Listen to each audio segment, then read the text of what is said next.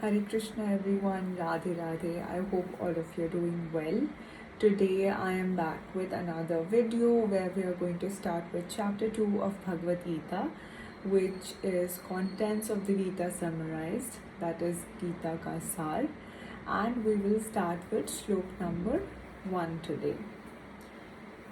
Like in last chapter we learned that Arjun and Shri Krishna were having a discussion about whether it was appropriate to kill the elderly of the house because the traditions and systems were maintained, and he was extremely scared to incur any sort of sin by killing the elderly and his gurus.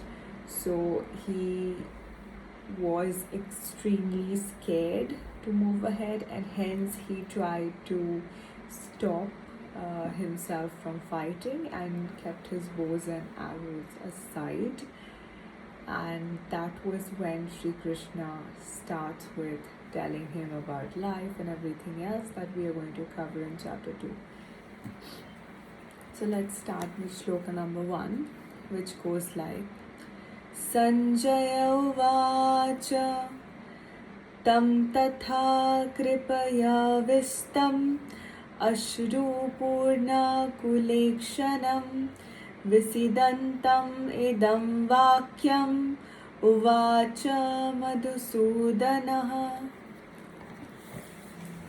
which means Sanjay ने कहा, करुणा से व्याप्त शोक युक्त अश्रु पूरित नेत्रों वाले अर्जुन को देखकर मधुसूदन कृष्ण ने यह शब्द कहे। भौतिक पदार्थों के प्रति करुणा, शोक तथा अश्रु ये सब असली आत्मा को न जानने के लक्षण हैं। शाश्वत आत्मा के प्रति करुणा ही आत्म साक्षात्कार है। इस श्लोक में मधुसूदन शब्द महत्वपूर्ण है। कृष्ण ने मधु नामक असुर का वध किया था, और जब अर्जुन चाह रहा है कि कृष्ण उस अज्ञान रूपी असुर का वध करे जिसने उसे कर्तव्य से विमुख कर रखा है, या कोई नहीं जानता कि करुणा का प्रयोग कहाँ होना चाहिए। डूबते हुए मनुष्य के वस्त्रों के लिए करुणा मूर्खता होगी। अज्ञान सागर में गिरे हुए मनुष्य को केवल उसके बाहरी पहनावे अर्थात स्थूल शरीर की रक्षा करके नहीं बचाया जा सकता। जो इसे नहीं जानता और बाहरी पहनावे के लिए शोक करता है वह शूद्र कहलाता है, अर्थात वह वृथा ही शोक करता है। अर्जुन जो क्षत्रिय था, अतः उससे ऐसे आचरण की आशा न थी, किंतु भगवान कृष्ण अज्ञानी पुरुष के शोक को विनष्ट कर सकते हैं, और इसी उद्देश्य से उन्होंने भगवद गीता का उपदेश दिया। यह अध्याय हमें भौतिक शरीर तथा आत्मा के विश्लेषिक अध्ययन द्वारा आत्म साक्षात्कार का उपदेश देता है, जिसकी व्याख्या परम अधिकारी भगवान कृष्ण द्वारा की गई है। यह साक्षात्कार तभी संभव है जब मनुष्य निष्काम भाव से कर्म करे और आत्मबोध को प्राप्त करे।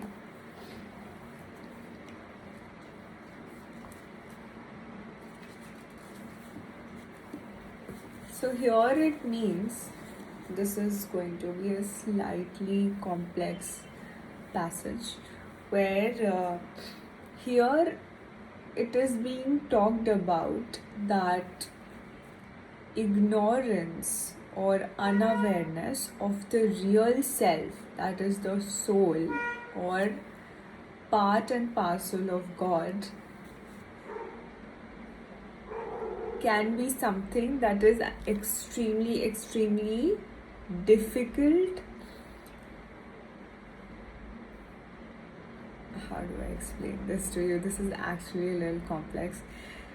So okay, so here in case of material, compassion, lamentation and tears are actually the sign in which ignorance of the real self is being displayed, which means कि यहाँ पे अर्जुन ये नहीं जानता है कि वो खुद कौन है ना, कि ह्यूमन और बीइंग होता है, right, human being.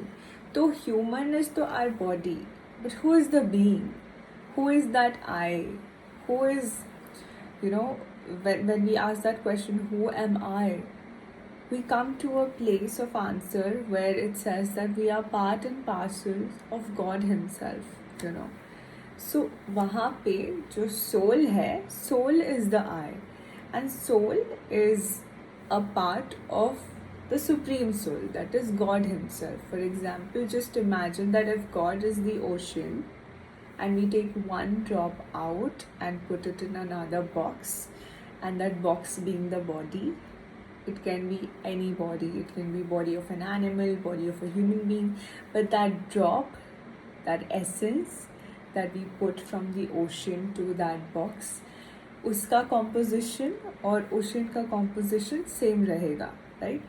Similarly, soul का और सुप्रीम सोल का जो बेसिक एसेंस है वो सेम ही है, which is divinity in its own form, right? So when we realise that we are actually part of God, it becomes very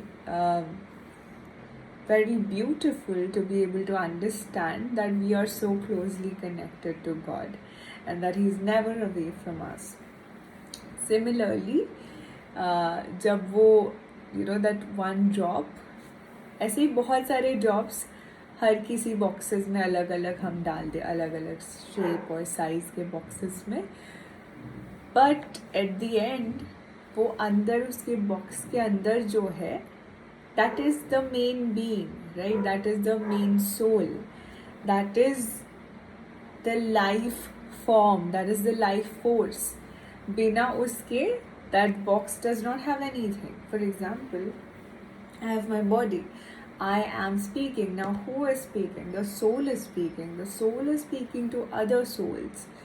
It is speaking through this body by using the instruments of this body, like the tongue, throat, and everything else, right? Soul cannot exist without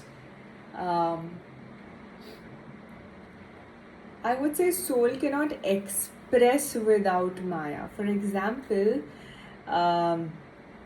if Shiv is the consciousness and Shakti consists of Maya, so if body consists of Maya and soul is the intangible aspect of energy that runs that body, they exist together. They cannot exist without each other.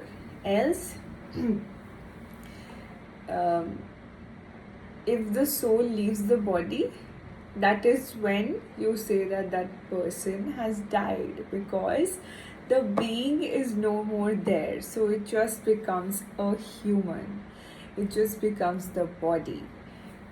And just like imagine if there is electricity flowing, right, and you switch on the fan and the fan is moving, but the fan does not have any of its quality to be able to move on its own.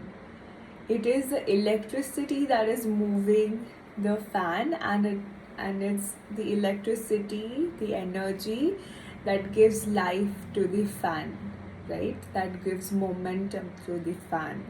Similarly, the soul as a form of energy gives momentum and life to our bodies.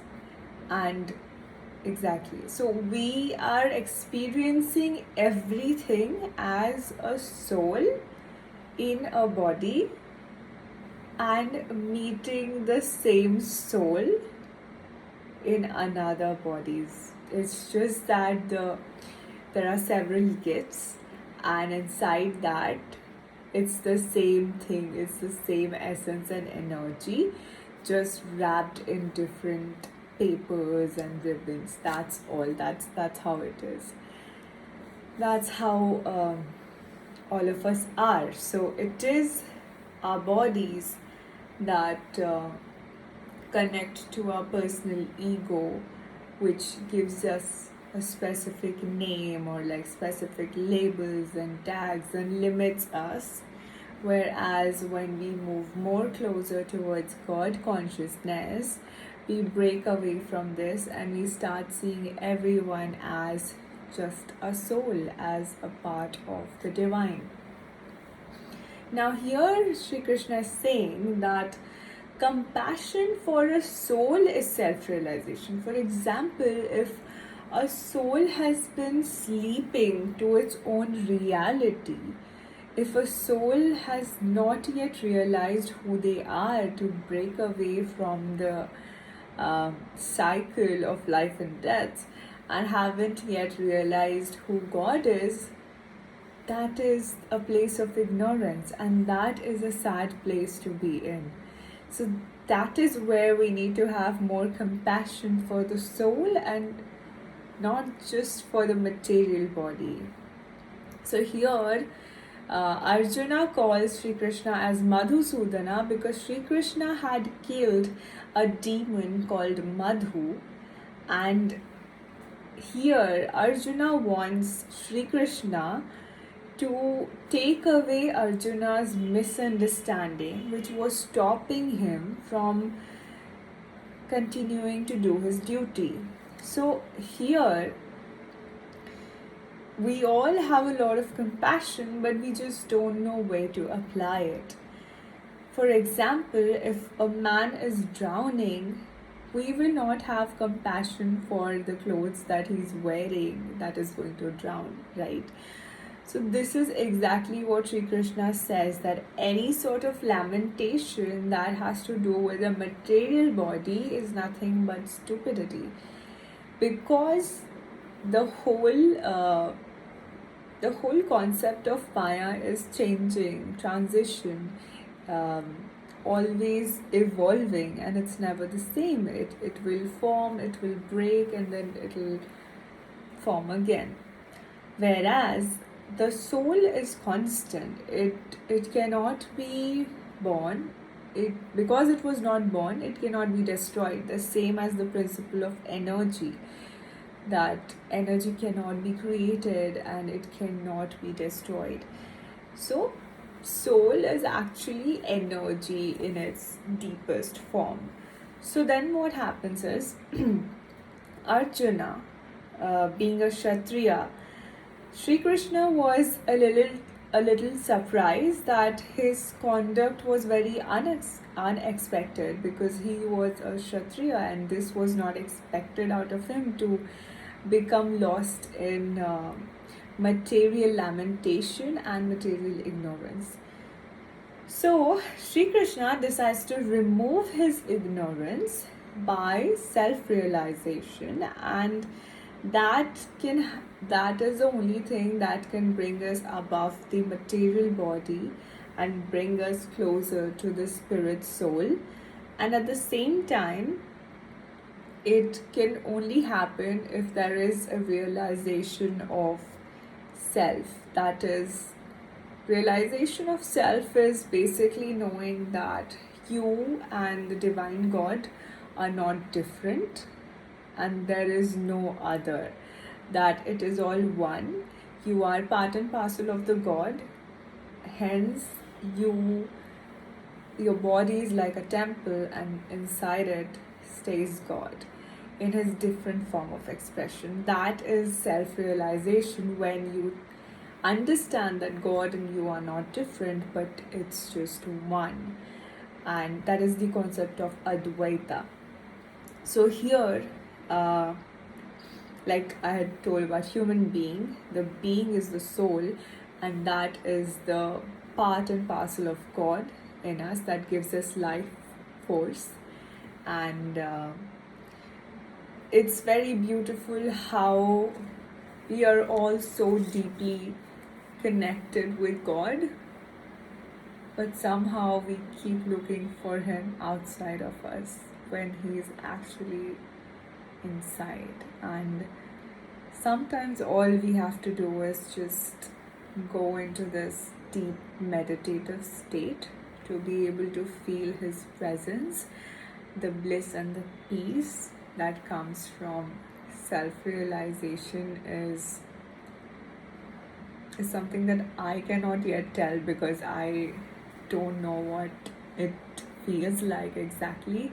But from all of the great personalities that we've come across in the past, all of them say that it is one of the most peaceful feeling of oneness, where no duality exists anymore, and it is just God, and your ego completely dissolves.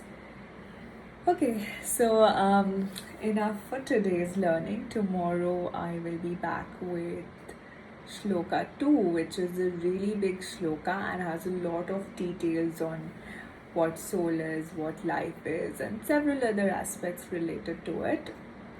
So we'll learn that tomorrow. Till then, today, take care of yourself.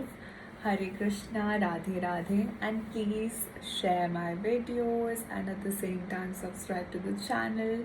Click the like button below, that actually helps me a lot. Thank you so much. Radhe Radhe.